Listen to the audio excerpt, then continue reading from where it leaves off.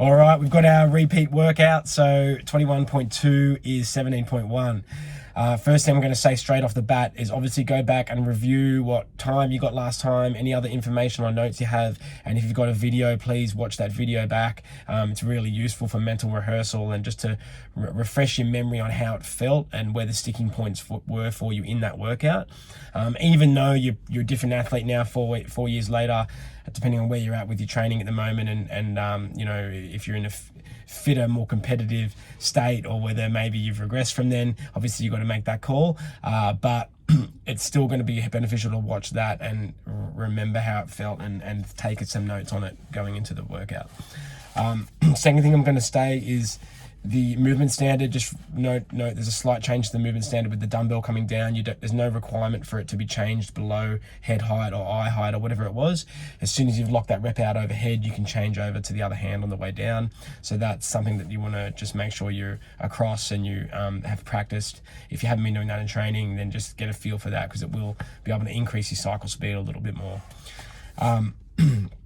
For most of you guys who are aiming for a time of under 13 minutes, you should be probably approaching this workout, at least for the first few rounds, unbroken on the dumbbell. And I think for most of you guys, we're going unbroken maybe all the way through if you're aiming for a time that's under 13 or definitely under 12. All right, so then what we're doing with our pacing in terms of inside the workout, moderating our burpees pace to make sure that we're able to still keep that rhythm on the dumbbell, and that'll be an indicator as to whether you're holding the right pace on the burpees, whether or not you can get off and still hit that unbroken set.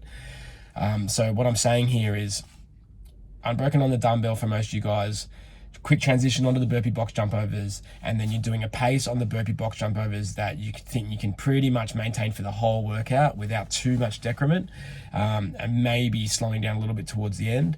But ideally you finish that last set of dumbbells and you're able to even just dig in a little bit harder and red line at the end and pick up the burpee pace a smidge at the end, depending on how you're feeling.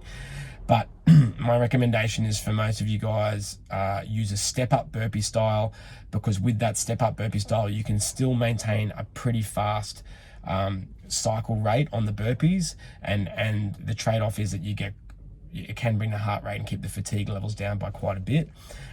Doing the push-up burpee style with the 2 feet coming up off the ground at the same time comes at a pretty high metabolic expense and can jack the heart rate, but it may be necessary for you guys who are pushing for times that are in that 10 to 11 minute time range, or sub 10 to sort of 11 minute time range might be necessary for you guys. Or if you're someone that the dumbbells are hard work for you, they blow your back up, then maybe you need to make up some time on the burpees.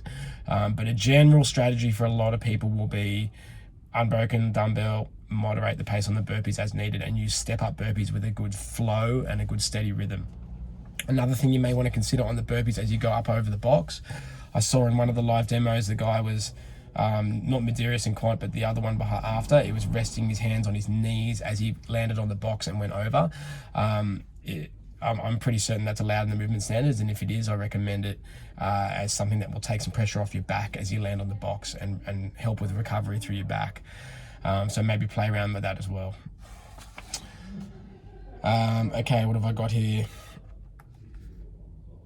When you get to the 50s in this workout, so that last round, even though it's the last round, you're still only about 2/3 to 3/4 through the workout. And just remember, you've still got at least sort of 3 to 4 minutes of work left in the workout. So just keep that in mind when you're on that round of the 40. You do the 40 dumbbells, then you're on that fourth round of that second last round of the burpee box jump overs. Just be thinking, okay, I've got to do 50 and then 15, and I've just got to get this right so that I'm redlining for these last few minutes and pushing hard, but I'm not crashing and burning. So make that call as you go in the workout. Because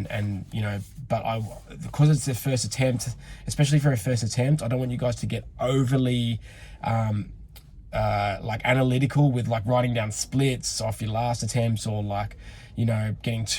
trying to be too tricky or too precise with pacing. I'd rather see more of a fairly aggressive start, aggressive but prudent, not silly. And then making that decision around that 40 about how you're going to push through the rest of the workout to make sure it's a fast time. That would be my approach there. And if you are doing a re-attempt at this workout later on, that would be when you get a bit more precise, perhaps with splits after reviewing your video and having them written down, that kind of thing. Yeah, that's the main, they're kind of the main points that I've got at the moment, guys. Hopefully that's helpful. I'll have some more info go up tonight once I've seen some more people do the workout and I had some more thought put into it. But yeah, all the best to you guys who are doing it this afternoon, and talk soon. Cheers.